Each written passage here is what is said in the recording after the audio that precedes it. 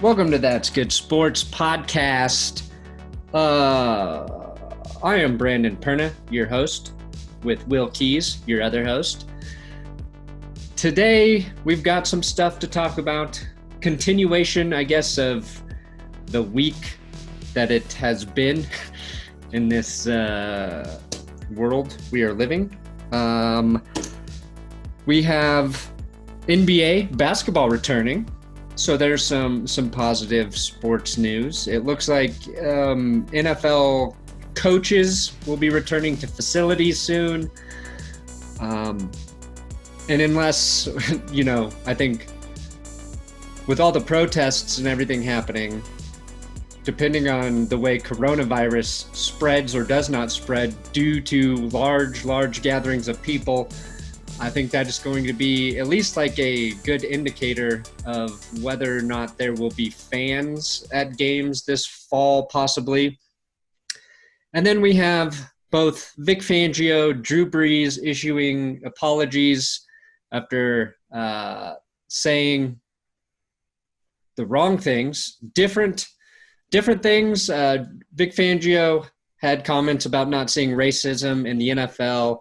And Drew Brees, when asked on a Yahoo Finance show, which was something I didn't really address in the video yesterday, but Yahoo Finance is where, so Drew Brees was prompted with a question where he brought up he didn't believe in disrespecting the flag ever, and received maybe more backlash than we've ever seen a prominent athlete face for saying, the wrong thing at the absolute wrongest time.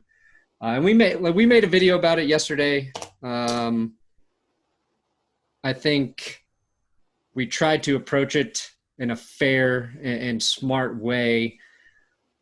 Still lost a good amount of subscribers over it, but that's like the way I'm looking at that right now is pulling some weeds out of the garden. You know what I mean? Like, right. I get that a lot of people are not wanting to hear about this, but it's kind of like a necessity right now. And it is, I think, doing more of a disservice to like not acknowledge what's going on. That said, tomorrow's episode's all about the AFC North and their off season. So that will be going. We've got a cool video we're going to do next week. I'm not even going to tease because I think it's going to be pretty good. You guys will like it. Yeah, just a lot of shit happening. I think, I don't know, maybe we can start with Drew Brees because I was pretty surprised by how many prominent athletes took the time to speak out against what Drew Brees said. I think ultimately it will be a positive thing. I think at least my takeaway is more Black athletes are feeling empowered to speak their mind and not let some of the shit that they used to have to just let be said. They're not doing that right now. And I think it's uncomfortable. I think it will lead to hopefully some positive, lasting change, but it is crazy. I don't know. Like, I have a hard time expressing exactly like an intelligent thought about everything. But I feel like I felt like that for the last week. So I'm getting used to it.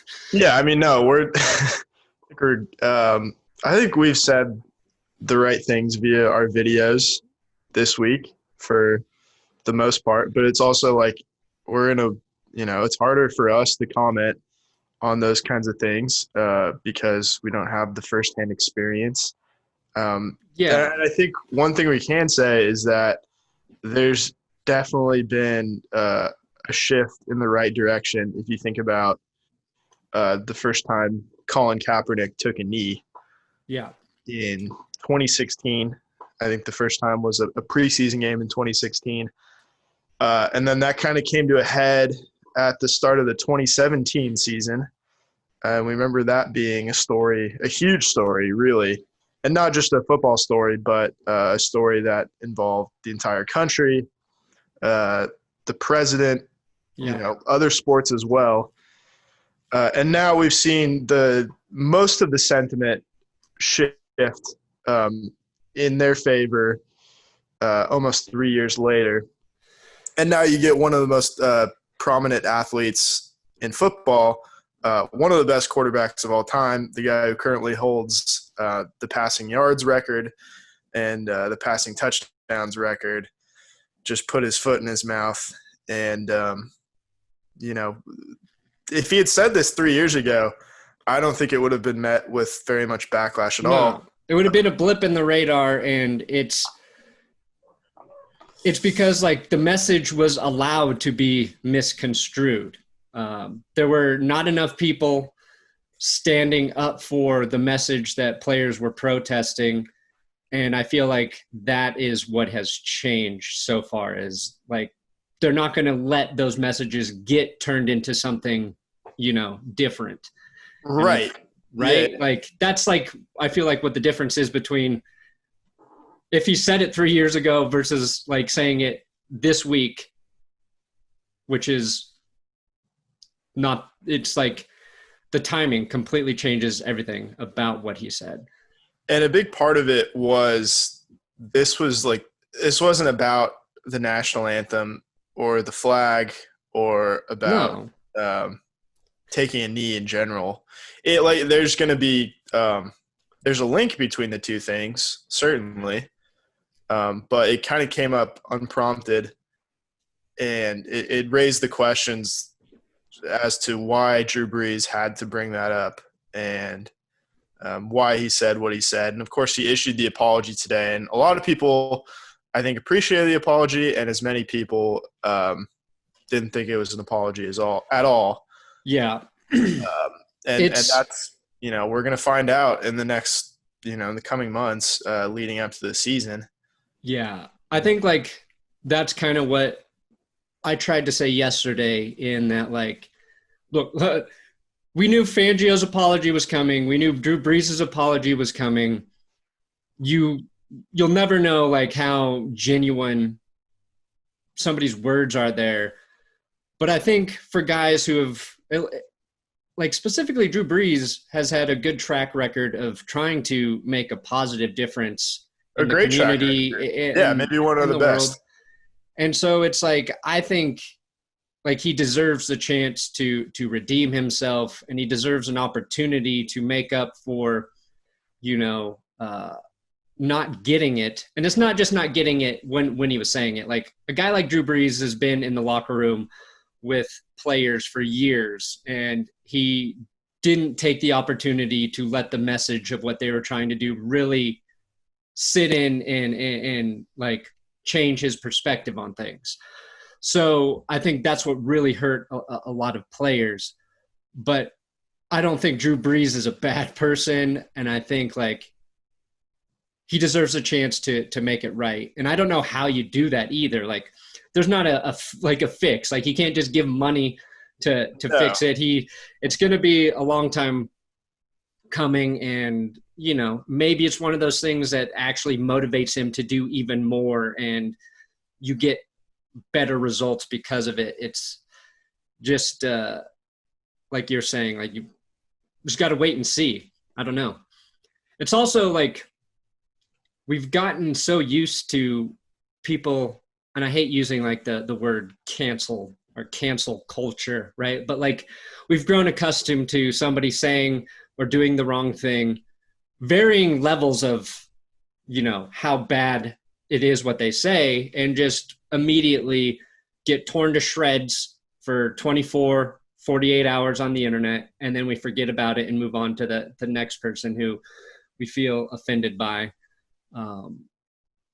And there's obviously like more weight to this, but that's like a whole nother problem to even like, that's like a completely different rabbit hole you go down in talking about this stuff. But I think the way I feel is like the difference I felt like last week at this time, starting to feel, versus today, is I feel more hopeful that we're going to move in the right direction.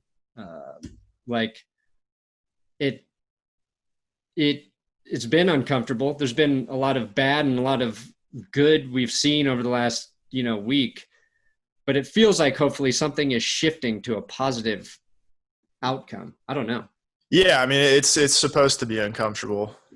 Yeah. I think that's kind of the point of it, and Right. because there's not going to be change unless people do feel uncomfortable and feel kind of that pressure to change things. As far as Brees goes, to kind of get back to that, I think the only way like he can make this right is within his own locker room. Yeah. And that's going to be tough. Yeah, guys like Emmanuel Sanders called him out, Michael Thomas, Alvin Kamara to some degree, and Malcolm Jenkins made a video where at the end, and he deleted it later, but at the end he told him to shut the fuck up. Yeah. And this is Malcolm Jenkins. Remember, played with Drew Brees, was on that team that won the Super Bowl in 2009, went to the Eagles, and re-signed with the Saints this last offseason. So he's not a member of the Eagles, not a free agent. He is Drew Brees' current teammate, and he told him at the end of the video to shut the fuck up. And I'm not saying whether or not he should have done that. It's really interesting news that he did, and it's something for us to talk about, which I appreciate. But that's going to create like a weird's an understatement, just a dynamic in the locker room like I don't think we've seen since Riley Cooper. Right. And I'm not comparing what Drew Brees said to right. Riley. I mean, I don't think they're really comparable. No. But, I don't think they're necessarily in the same ballpark. But it's going to take a lot of work. And I think the only way he can do it is through his own teammates. And I think if the rest of the league sees that his teammates are behind him at a certain point, I think that's when we'll all start to, give him another chance. Yeah, that would be a pretty powerful thing for them to come out unified together. If they can show that they can work through this, like I think that's a really, really important message you can send to maybe some people who still don't get it, right. I don't know. And even like Ed Reed posted a video, like these are prominent guys, like Ed Reed, one of the best safeties to ever play the game, Hall of Famer, not in the league anymore. Talking about another Hall of Famer. Yeah, exactly. I mean, LeBron James, like like I knew there was going to be a reaction, and I knew it wasn't going to be good for Drew Brees, but it was bigger than I thought it was going to be. And I think we're all wondering too right now, why couldn't have Tom Brady just said this instead of a likable player like Drew Brees? Yeah, I thought about trying How to much make that better joke. would that have been? There was that, and then a joke I cut to was about like why I think it was Traquan Smith is the sleeper fantasy player for the Saints after this. It's like that's probably not the joke I want to throw into this episode when I'm already worried about like saying or doing the wrong thing anyway. Yeah, I mean that's part of it. I mean, luckily, if we say the wrong thing, not that we will, we have the ability to edit it out, and you'll never know. Never know. But I don't think that's going to happen because we're not thinking the wrong thing. And I think we talked about it like at length, kind of to make sure we were on the same page before we were making videos about it. And I think we're kind of we're pretty close. Yeah. I think like this last week has been maybe one of the most challenging weeks for me personally in terms of how I approach my episodes. And it's, I'll get back to just talking about football and dicks. Like that's happening tomorrow, or you know what I mean? Like, and there's going to be lots of things to discuss, and a bunch of sports are going to come back at the same time, and it will all be nice entertainment for us. But like, even like just a few minutes ago, somebody tweeted me like saying, don't make your channel about politics. We're trying to get away from this shit. It's like, I'm not. Like, this isn't politics though. Like this is if you have a football podcast, Yeah. To not talk about like Drew Brees right now is super disingenuous Yeah. because it is the biggest football story, and it is a football story. Yeah. It is It's not a political story. This isn't politics at all. it's like, It's culture and it's society. when And players get arrested and I talk about that, there's yeah, never an that issue. Like, is that football or is that politics? yeah, I mean, I know we know people too that have just like very willfully announced that they're going to stick to football, or they're going to like not make things political. And I think you and I both agreed that like it's just missing the point altogether. yeah. And you're kind of like kowtowing to a certain fan base that I think luckily we don't have. So we don't really, I mean, to some extent, and we don't have to worry about that. And, people asking like, please just like, let's just talk about football. It's like, what the fuck do you want us to talk about? You want us to talk about Timmy Jernigan not signing with the Texans for an hour straight? Yeah. You want us to manufacture something to make you feel better? It's like, it's not going to happen. Yeah. I think like, It would be bullshit if we tried to. yeah, no, it really would. Like the whole point of starting your own YouTube channel is so you can talk about whatever the fuck you want to talk about. Yeah. Like, I think like my last video got age restricted and all this other shit. Like, I don't care about any of that. I'm going to say what I want to say. And if I wanted to be censored, I would work for a company that does that. You know what I mean? Like, Yeah. that doesn't allow me to say what I want to say, whether that's an opinion about something real that's happening in the world, or it's the 1,000th time I've figured out a way to discredit Tom Brady. Like, we're going to, we do what we talk about football and we try to make it funny every single day. And sometimes like things get bigger than that and are also intertwined. And we don't go in and start talking about shit that is completely not related to football. Like, this is tied to it. This is tied to so much that's happening. So yeah, it's like that's the whole freedom of the internet and a platform like YouTube is getting an opportunity to present a part of yourself or your thoughts in any way you see fit, right or wrong, good or bad, failure or success, and just, I don't know, you just roll with that. And part of it, to me, saying that you want to stay out of politics or to stay out of it altogether, I think by not saying anything at all, that's just as strong as it's just as strong a statement as addressing it. It is political to say to ignore it. Yeah, no, you might be right there, and I think like, if you're not saying something because you need time to digest and interpret like how you might want to present what you're thinking, that's a completely different thing too. Because like my message was like, in the first video we did, is just like, take the time to listen to what other people are saying. And I think like this Drew Brees thing is a good example of listening to the way players are responding to what he said. And the other thing, that no matter how hard you try, like, people immediately wanted to tell me that there's nothing wrong with Drew Brees saying you shouldn't disrespect the flag.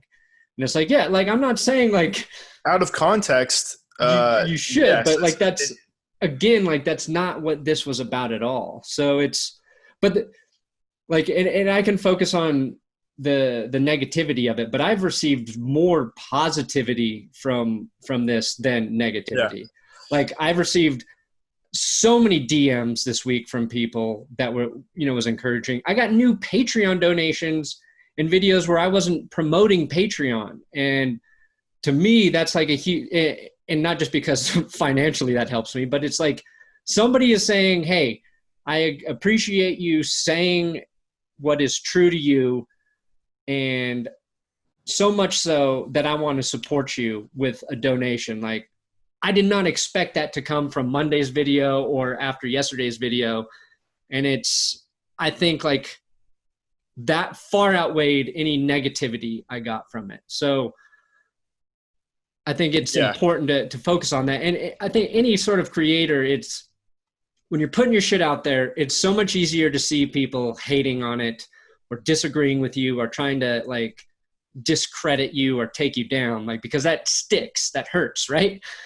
So you can lose the positivity that's flooding in an instant. And I found myself doing that this week and just really had to make a conscious effort to be okay with what we said, even if we don't get everything right. Even yesterday, I was like, maybe I was too easy on Drew Brees, like an hour after my video when I saw more and more people upset about it. But I'm like, I believe in fairness. I believe in, trying to give people a chance who I think deserve it. And like, I'll stick by that. And if my opinion's got to change over time, I'm going to try to stay open to that. And I think that's like, maybe one of the biggest things is you've got to always be bringing in and accepting of new information and facts and things that will change your mind. Because if you just stick to the shit you've used to believe, like, you're not doing yourself any favors. It's like, even my stupid YouTube show is different than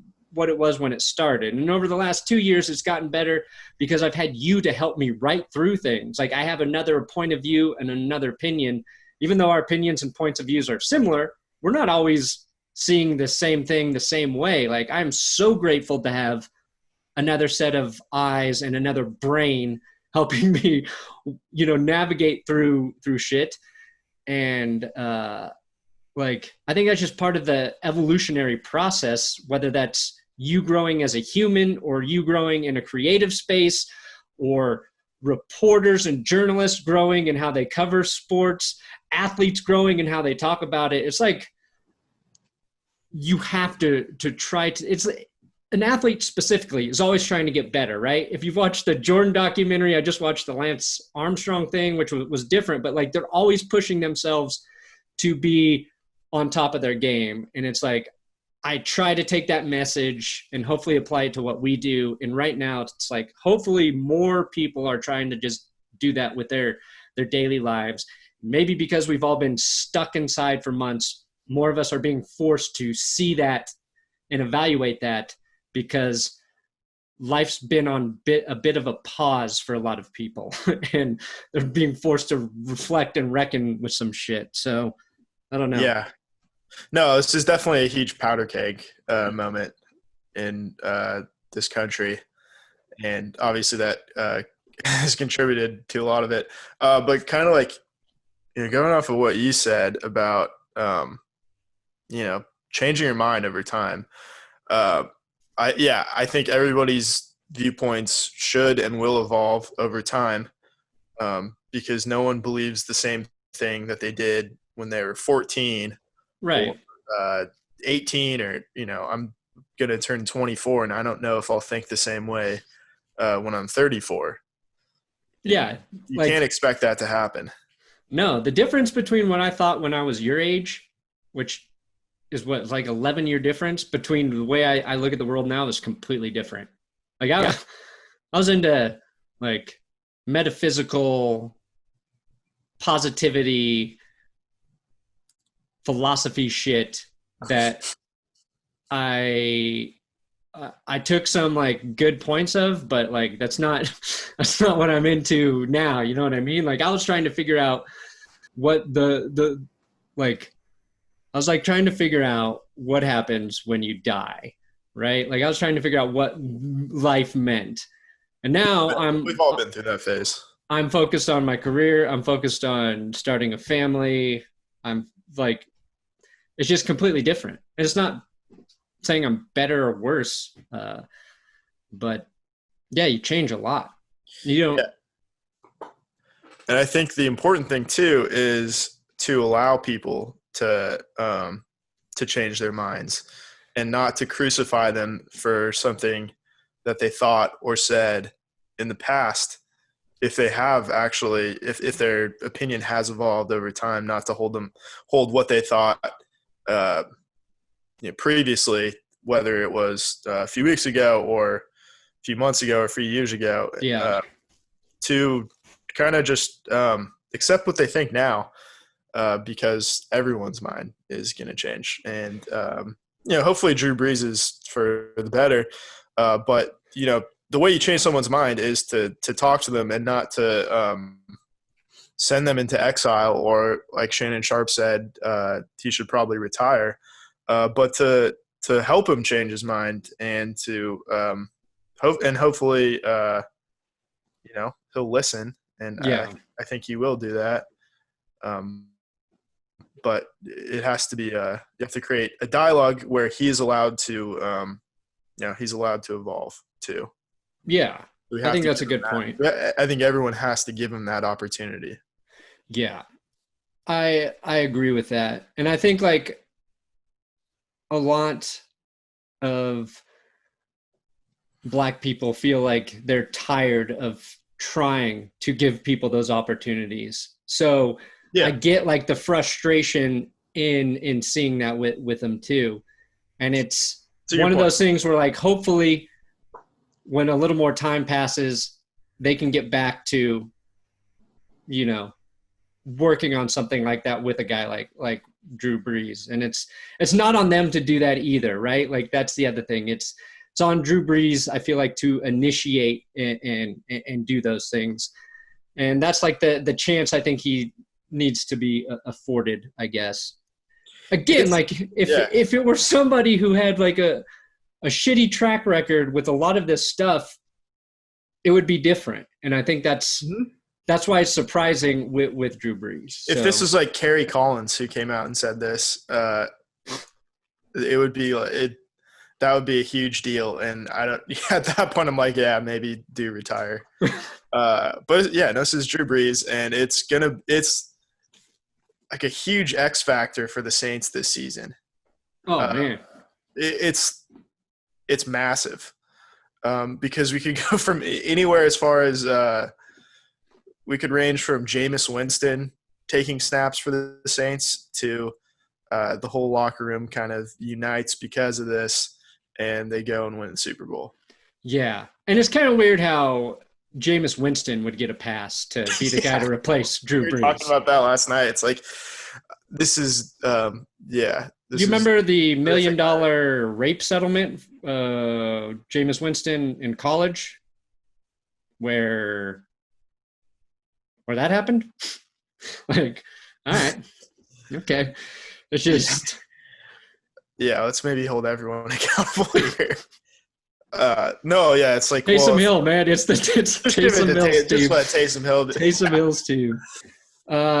Fill me in on what is going to happen with the NBA, because basketball's coming. It looks like hockey's going to come. Hockey will come back. I don't know enough about hockey to really. Neither of us do. I like watching hockey every time I do, but I just never do it. And I hope baseball comes back too. Yeah, it looks like that might as well. So, so the return of the NBA, it's probably not going to happen until the end of July, maybe early August. But to know that it's coming back at all is it's something to look forward to. And I think it's a light at the end of the tunnel that we all need, because we've seen what happens when sports are not here to like give us something to focus our attention on. Yeah, we should be hating a team for winning or losing, not people, like correct. Let's get back to hating shit that's fun to hate. And honestly, like, I think we've talked about that before. Like for me, venting about football is like a healthy way for me to release frustration, because I know it doesn't really matter. Like I can tear the Browns to shit one day because they beat the Broncos inexplicably and feel better about myself the next day and not really harm anybody or anything. Right? Right. Like if I wasn't yelling at the TV on Sunday, perhaps I would be yelling at a stranger on the street. Yeah, exactly. Or like flipping off a person on the freeway. We need something to be mad about that doesn't matter. Yeah, and it's like sports, for everyone that thinks like, and I'm sure no one listening is of this mind, but sports are like an unnecessary distraction. or like made up, which like kind of is, but there is like a very obvious reason why it's lasted. Like sports have been a part of Yeah. human existence for so long, and I don't know if I can quantify it off the top of my head, but it's a certain like tribal communal experience that I think makes us better generally. It's a shared commonality, right? Right. That will bond people instantly that might not have bonded those people prior. So Mm-hmm. you can go to a stadium where you see another guy wearing a Broncos jersey and you're just like, fuck yeah, dude. Fuck yeah. We're friends because we're both wearing the same, jersey thing. It works negatively too. Like everybody's going to a Broncos game and somebody shows up in a Raiders uniform. The shit beaten out of them. Yeah, it's not always perfect, but it is like, hey, we're a bunch of different people coming together because we like this team. Like, yeah, and even then you can be like, all right, you like this team, I like this team. They're mortal enemies, but we can talk about. Yeah, most people get along. Yeah, except on Twitter. Yeah, or you'll divide your own fan base when you're trying to pick between who you think should start in Trevor Siemian or Paxton Lynch. Correct. Yeah, there's a lot of infighting too, and that's the worst of all. But the NBA, yeah. So they're going to play in Orlando at the Disney World Resort, which is awesome because I know that I've been thinking about it, and eventually Disney is just going to buy everything. A sports team. They're trying to buy the XFL. Apparently, I hate it. I think they're a monopoly. I can't fucking watch The Simpsons anymore without getting Disney Plus. That's maybe the worst thing that's happened to me this year. But anyway, I digress. The top 16 teams in the Eastern and Western conferences. That's not the top 8 teams from each conference, just the top 16. Regardless of conference, because if you're not traveling, there's really no need to have the two conferences. They're all in the same spot. So the top 16 teams in the NBA will be joined by teams currently within 6 games of 8th place in the two conferences. So there's going to be a play-in tournament that includes the number 8 and the number 9 teams. If the ninth seed finishes the regular season, because they're going to do like an 8-game like regular season thing, then a play-in tournament between the 8th and the 9th seed. Okay. The ninth seed finishes the regular season within 4 games of the 8th seed. So in that case, the number 8 seed enters a double elimination tournament, and the number 9 seed enters a single elimination tournament. Now, I have no idea what this means, and I'm very confused by all of it. But to simplify it, I think, is that if you have the number 8 seed, you're not safe. And if you're currently outside the playoffs, but within like 6 games of the playoffs, congratulations. You have an extra opportunity that you might not have had. Right. If this wasn't, if we were going by the normal schedule. So my beautiful Sacramento Kings clawed their way to like the 9th or 10th seed, whatever. I can't remember. It was so long ago. And now they finally have a chance to make the playoffs for the first time in like 13 years or like longer than that. So for some teams, this is a really good thing. And for teams that were kind of just on the cusp and barely in the playoffs, they're probably kind of pissed off. But whatever, because we're going to play the rest of the regular season anyway, and there are no guarantees that you're going to make it. For teams like the Denver Nuggets, you're good. The Lakers, who's number 1? Bucks. Who had the best record? I think it's the Bucks. It's either the Bucks or the Lakers. Okay, one of those guys. Milwaukee. Yeah. And so the teams are going to begin training at their team sites in July, and then they're going to go to full training camp in Orlando later that month. So they're going to have to get back in shape, which it kind of sucks, but it's going to take a while. But just know that we're about 2 months away from real NBA basketball. And if you're wondering, because the playoffs generally last a while, but there's not going to be any travel time in between, and it's all going to be fairly streamlined. They're going to take serious precautions, of course, but Players will play blindfolded. Players will play blindfolded. They will play with masks on. No. Oh, they should have masks, and they should all be forced to wear the big 80s goggles. Yes. 70s and 80s goggles. Jabbar goggles. Yes. I can support that. I think that's hazmat suits. You don't want droplets to get in the eyes. That's a truth. Nope. No, thank you. Just ask Bob Costas.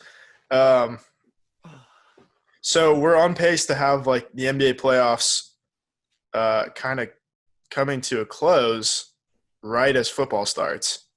Yeah, it'll be wild. And then we'll have baseball, presumably.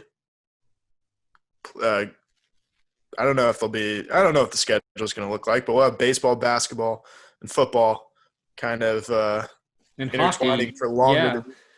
Maybe hockey too. Maybe even hockey. Yeah, it'll be a lot of sports all at once. It's probably a good thing. It's going to be confusing, but it might be really good entertainment.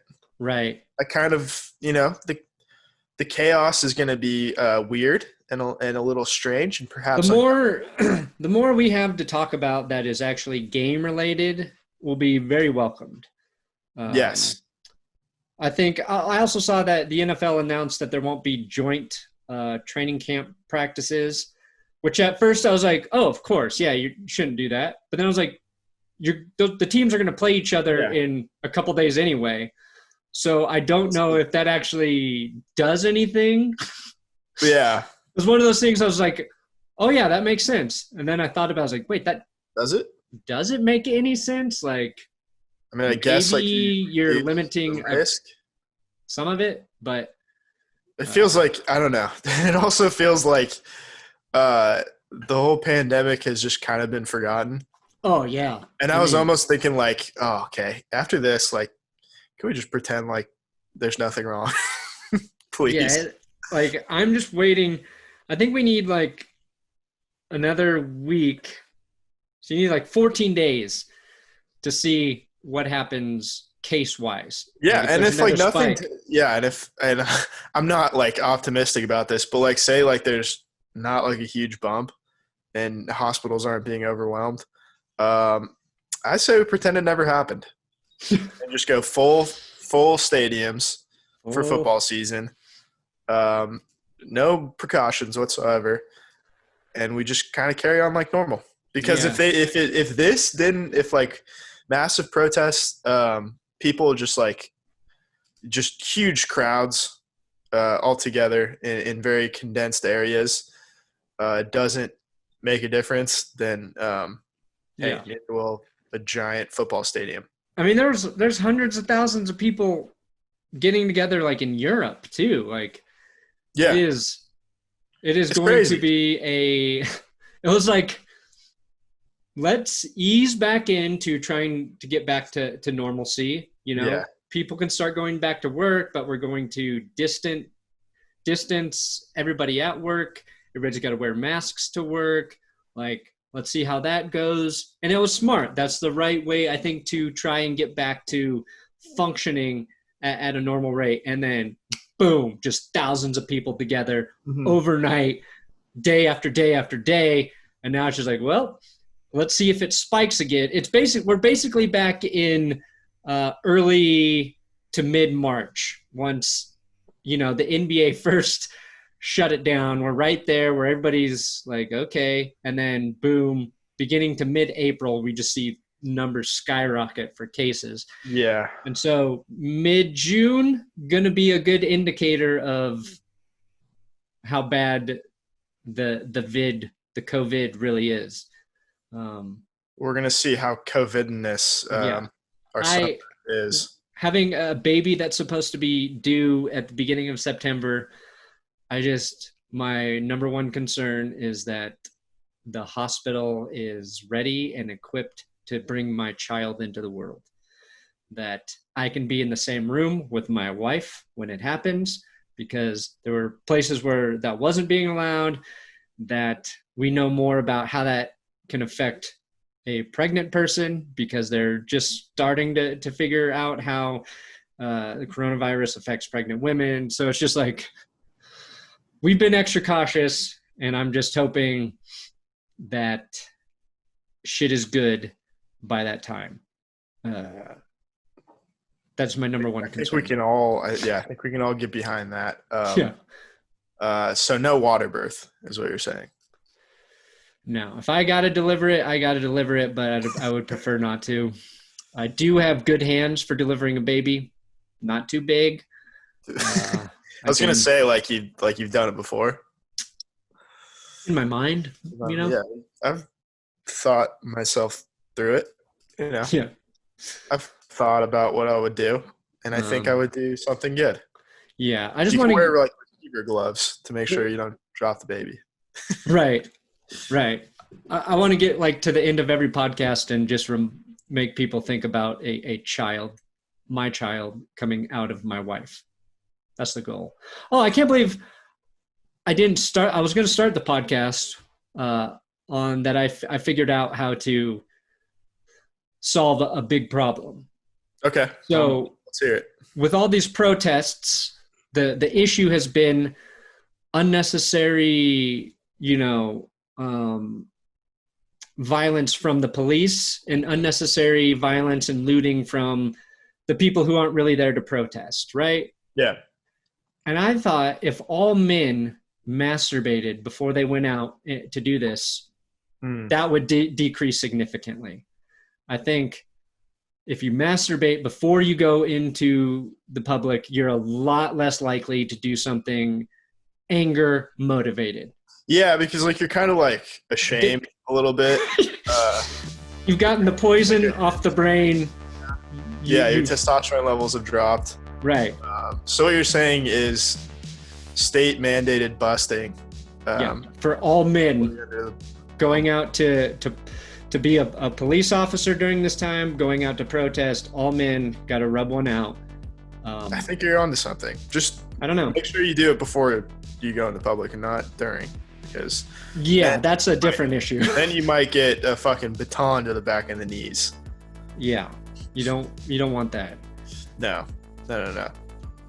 Unless that's the only way you can get off. I was gonna say, if that's your thing, then I would argue you should do that in the privacy of your own home. Right. Mm-hmm. If some people like to be handcuffed, but I don't know if that's how you want it to go down. I don't know either. Mm-hmm. They don't have those handcuffs are steel and they're very tight. Not like they're not pink or anything. So yeah, I'm more into ropes for my hand. What? Receiver gloves. Yeah. All right. I think we got through today. Yeah, I think so too. So yeah, we got the NBA coming back. NBA. We got Drew Brees retiring, and Brandon's still having a baby. Still having that kid. Still having a baby.